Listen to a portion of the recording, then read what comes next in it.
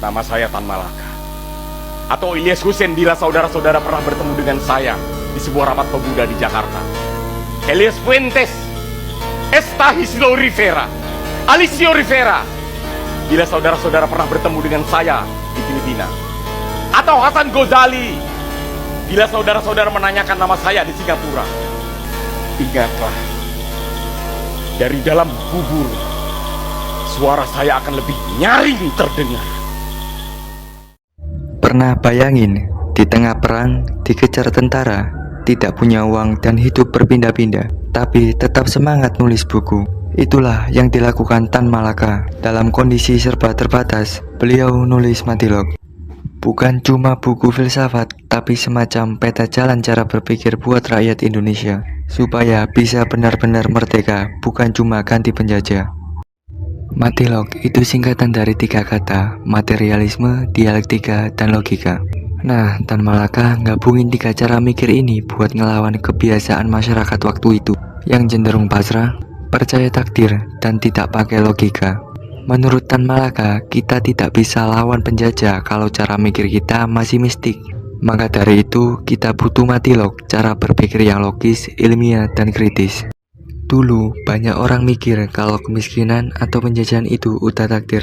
Ya, udahlah nasib. Tapi Tan Malaka bilang, stop. Cara mikir kayak gitu justru bikin kita gampang dijajah. Kita harus berpikir dari kenyataan, harus tahu sebab akibat, harus logis.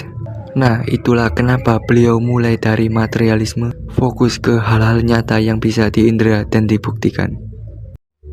Materialisme itu artinya kita berpikir dari realita, dari benda dan fakta, bukan dari hal-hal gaib atau mitos. Dialektika ngajarin kita kalau segala sesuatu itu bergerak karena konflik dan pertentangan. Contohnya, si kaya dan si miskin itu konflik sosial. Dan terakhir, logika adalah cara berpikir yang runtut dan masuk akal. Kalau digabung, 3 hal ini bisa jadi alat berpikir yang tajam buat rakyat Indonesia. Tan Malaka bilang, kalau kita mau Indonesia benar-benar merdeka, rakyat harus berpikir, bukan cuma elit politik, bukan cuma orang terpelajar, tapi buruh, petani, tukang becak, semua. Karena mereka lah yang jadi fondasi negara, dan mereka harus sadar akan kelasnya, akan kekuatannya, dan bisa mikir dengan kritis.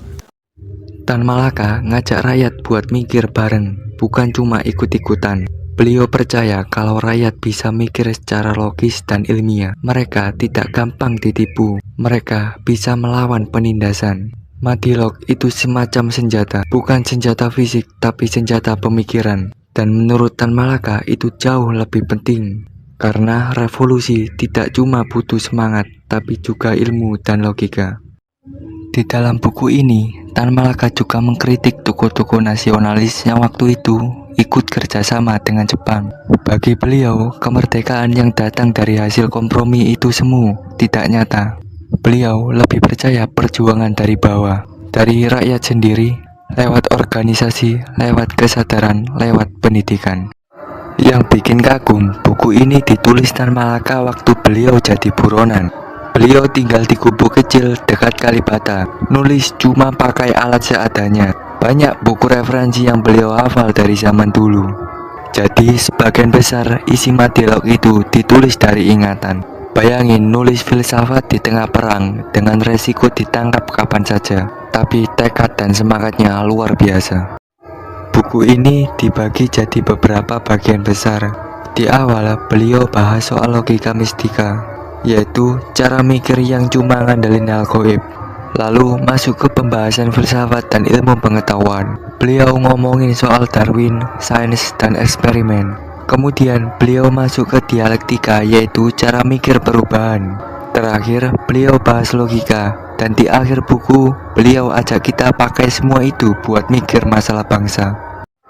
Tan Malaka percaya kalau kita nggak mikir secara logis, maka kita akan terus dijajah. Bukan cuma secara politik, tapi juga pikiran. Kita akan gampang dibohongi, dipecah belah, disuruh ikut tanpa tahu apa-apa. Makanya beliau ajak kita buat belajar berpikir, karena itu satu-satunya cara buat bebas sepenuhnya. Buat Tan Malaka, kelas pekerja adalah harapan.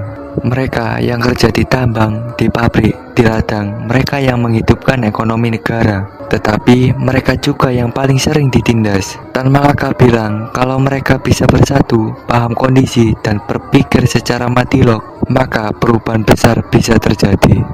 Matilog bukan cuma buku berat tentang filsafat, tapi ajakan. Ajakan buat kita semua, terutama anak muda, buat nggak asal ikut. Buat mikir, buat nanya, buat belajar, dan akhirnya berani ambil sikap.